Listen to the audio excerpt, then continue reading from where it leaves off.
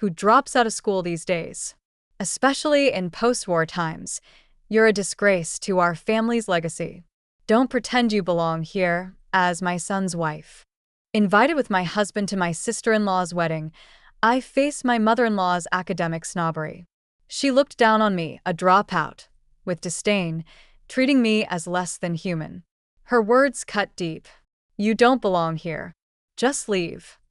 With a forceful tug, she ripped the corsage from my chest, crushing it underfoot. Little did she know, her cruel words would set off a chain reaction within the family. I'm now 28, married, and working. My husband and I both hold jobs. I made the decision to leave school in 9th grade. Though my resume bears the mark of dropout, life's twists led me to a career in an international company. Through work connections, I met my husband and we built a life together. While every member of my husband's family boasts a strong education, influenced by my mother-in-law's academic standards, my husband and sister-in-law never flaunted their schooling or judged others by it. They accept and support me wholeheartedly. Yet a rift remains. My mother-in-law and I clash fundamentally. Our values differ, and understanding seems distant. Yet, despite everything, I remain deeply in love with my husband and committed to our life together. I've tried to navigate my relationship with my mother-in-law without conflict. But she's different. When she dislikes someone, she doesn't just ignore them. She goes out of her way to belittle them. Once, at a family dinner to which we were invited, I discovered a separate meal prepared just for me. This should be sufficient for a dropout like you, my mother-in-law remarked icily. I can't fathom anyone dropping out these days. Perhaps you come from a time when women were told education wasn't necessary. In front of me sat only a bowl of green bean soup and a small serving of mashed potatoes. You should be grateful for what you have. My husband, unexpectedly rejecting her cruelty, clearly taken aback, spoke up. You've clearly prepared to disappoint my wife first and then surprise her later, he remarked knowingly, aware of his mother's intentions toward me. Before leaving home, he had reassured me, I'll always have your back. Sister-in-law arrived, brightly apologizing cheerfully as she laid out the dishes she had brought. I've brought some exquisite delicacies that cost $1,000 per gram. I wanted to share them with you, sister-in-law, and of course with you too, Mom. It became clear to me what my husband meant by protecting me. Mother-in-law, unable to conceal her disdain, looked visibly bored. Yes, she wasn't one to concede easily. Speaking of which, my nephew has been accepted into Montessori Schools of America. I wonder if you, as a dropout, can grasp the caliber of such an institution. Having a mother like you must make one anxious about their child's future prospects. She launched into a detailed description of the prestigious preschool's pathway to college, its partnerships with renowned international schools, and its notable alumni in academia and politics. Her speech seemed rehearsed, and she seemed satisfied as she concluded. So, what do you think? She knew why I wouldn't be familiar with such institutions in my own country, deliberately setting me up to stumble. People used to say that dropping out was a national disgrace, remarked my father-in-law, usually quiet, but choosing to remain silent in the face of my mother-in-law's harsh words. Well, he can't, he added softly. My sister-in-law, unfazed by our mother-in-law's boasting, spoke at her own pace. Occasionally, she complimented the food and glanced at me for confirmation. I mostly tuned out my mother-in-law's monologue. Meanwhile, my husband persistently offered her more wine, perhaps hoping to keep her occupied. Leaning over, my sister-in-law whispered in my ear, I'm sorry. Just endure it a little longer. Visiting their house always leaves me drained. But I don't want to concern my husband or sister-in-law, so I put on a facade of enjoyment. Perhaps I'm simply a bit slow to adapt. Mother-in-law is resolute and firmly believes in her own opinions. Both my husband and sister-in-law understand that openly challenging her is futile. Our only choices are to endure her or mentally disconnect. Yet I'm uncertain how much longer I can keep this up. I endure her hurtful comments, especially since her mistreatment extends beyond occasional visits. Often, she shows up unannounced at our home. Here's my son's favorite. she'll declare, adding, "It's not for someone like you who dropped out." She brings gifts, but never includes anything for me. Once, she insisted that I fetch a specific brand of tea she prefers, only to leave before I returned. It's bearable when my husband is present, but when I'm alone with her, I feel trapped. She'll spend hours lecturing me about the accomplishments of the well-educated and implying that those with less education diminish our value. I never disclose these incidents to my husband when he's away. I don't want to burden him further with worries. Then one day, an invitation arrives, politely announcing sister-in-law's arranged marriage to her longtime boyfriend. Sister-in-law, and I share a close bond. She considers me a sister, and we often enjoy shopping and dining together. Her invitation filled me with joy, and I gladly accepted.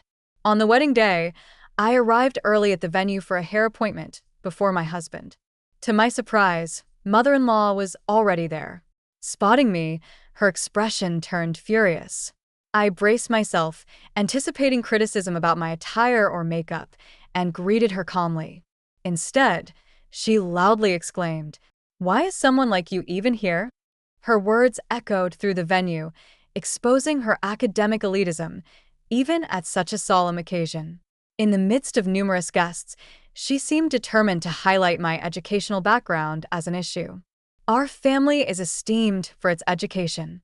Everyone here is accomplished, except you, who dropped out. How can you sit among us? Her words cut through the air, carrying the weight of her disdain. My daughter has even expressed regret for considering you a sister. She only wanted your brother here and hoped you wouldn't show up, she added, her tone sharp and unforgiving. Please remove that tacky corsage, she demanded, then forcibly tore it from my chest and crushed it underfoot. It had been a gift from my husband, chosen with care. Shocked and hurt, I turned away from my mother-in-law and hurried out of the venue. I ran until my heels threatened to give way, finally stopping to catch my breath on a nearby bench. As I scrolled through messages and photos with my supportive sister-in-law, I tried to steady my emotions. Reflecting on her sincerity, I felt ashamed for briefly doubting her amidst my mother-in-law's cruelty. I resolved to adjust my approach and return to the venue to partake in celebrating my sister-in-law's joyful occasion. However, upon my return, my mother-in-law's harsh words greeted me. "How dare you return with that dropout face? Do you understand what dropout means? There's no place for dropouts here."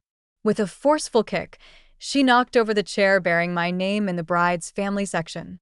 Tension hung thick in the air as her behavior unnerved everyone, particularly since the majority of guests had already gathered. I remained composed and took my seat in the guest section. Unbelievable. Are you out of your mind? Well, maybe expecting a dropout to grasp social norms is asking too much, she sneered, sparking derisive laughter around her. Just then, my visibly flustered brother-in-law hurried in. She's the president of a key business partner we work closely with. We have a strong professional relationship, and I personally invited her, he declared emphatically over the commotion. Actually, I had contemplated pursuing education until my final year, primarily to fulfill my parents' expectations of high school graduation. Yet in this modern era, it didn't align with my aspirations. Why attend high school without dreams or ambitions? What if my presence denied someone else a chance? Wrestling with these thoughts, a caring teacher intervened and suggested I explore the world. With their support, I prepared to leave the U.S., embarking on a journey that would reshape my perspective. In the U.S., merely taking a gap year can sometimes be seen as a mark of failure in life. However, I discovered that this isn't universally true around the world. Learning can occur at any time, and formal schooling isn't the sole pathway to knowledge. I came to understand that languages aren't merely acquired, but necessitated by the act of learning as required. I found fulfillment in living and working in diverse environments, cherishing cultures that valued individuals beyond their educational background or nationality. I returned to the U.S. briefly at my parents' request, but soon resumed my travels between the U.S. and other countries. Discovering my passion, I established a U.S. subsidiary for a foreign company at the age of 23. 5 years ago, My company became a significant business partner with my sister-in-law's husband's US-based company. When my sister-in-law extended a wedding invitation, it sparked a debate over whether to invite me as a family member of the bride or a business partner of the groom. My brother-in-law was unaware of the tension between me and my mother-in-law, but my sister-in-law knew better. She anticipated her mother's tendency to assert herself, even at her own wedding. Understanding this, we agreed on a unique solution to invite me from both perspectives. If I could sit with the bride's family, that would be ideal. If not, I was prepared to stand my ground. This was the mindset I carried into the wedding. My sister-in-law shared my sentiments. We were both determined to make our mother-in-law reconsider her academic snobbery. It was a strategy we had devised together, and it unfolded exactly as we had envisioned. Amidst the commotion, my brother-in-law anxiously questioned, "Are you intent on damaging my business?" His family members and business associates gathered around, puzzled by the unfolding drama. It appeared clear that my mother-in-law harbored strong negative feelings toward me. If my presence was causing such disturbance, I offered to cut all ties immediately and declared firmly, "Ah, so you finally understand. Then kindly end your relationship with my son at once." My mother-in-law retorted sharply, "Very well. If my husband desires it, I will comply. However, please remember that severing all ties includes the business relationship with your daughter's future husband." My mother-in-law remained unruffled by my statement, seemingly believing she had no association with the CEO's wife. However, my brother-in-law and his family appeared visibly distressed. Some bowed deeply, offering apologies to me and urging me to reconsider, while others confronted my mother-in-law, holding her accountable. Amidst the uproar, my sister-in-law arrived and was incensed when she learned of the situation. I was exasperated by my mother-in-law's academic elitism, but I hadn't realized her ignorance about business operations.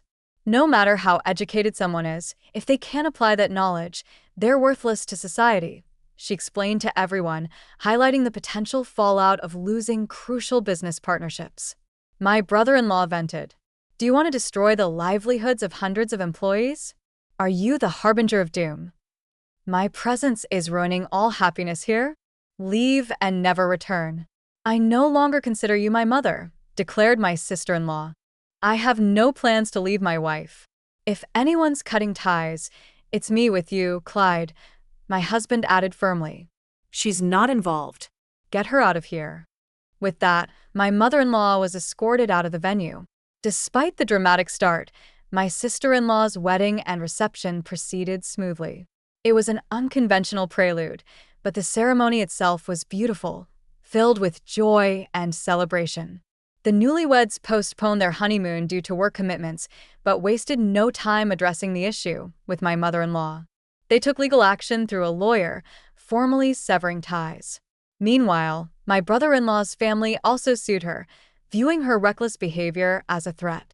My husband and I documented our decision to cut ties, outlining conditions that included no contact or approach, which our lawyer conveyed formally. Despite this, our business relationship with my brother-in-law's company remained unaffected. Upon hearing of these developments, my mother-in-law attempted to reconcile with the newlyweds but resorted to stalking them instead. She even appeared uninvited at their workplace, prompting security to remove her. Eventually, law enforcement had to intervene. Meanwhile, my usually quiet father-in-law took decisive action. Content after attending his daughter's wedding, he began preparing for divorce. When my mother-in-law returned home after an absence, he broke the news to her, provided some money, and asked her to leave. He had endured my mother-in-law's behavior in hopes that she would change, but witnessing his children's frustration, he realized he had reached his limit. Giving her money and sending her away was his last gesture of kindness. Though she quickly wasted it, despite her boasts of education, she had little understanding of the challenges faced by a woman living alone. It wasn't until she experienced it firsthand that she realized the harsh reality. Now, reportedly residing in a dilapidated public housing unit, she faces a stark contrast to her previous life. Sometime later, both my sister-in-law and I became pregnant. We moved closer to each other, drawn by community support and welfare benefits. Our family has grown closer than ever. We aspire for our children to grow up in an environment free from prejudice and discrimination. Above all, our greatest wish is for their health and happiness. This is where our story rests for now. My father-in-law visits us regularly, maintaining a supportive presence. Since our family dynamic shifted, each day feels perfect and filled with joy in our new life together.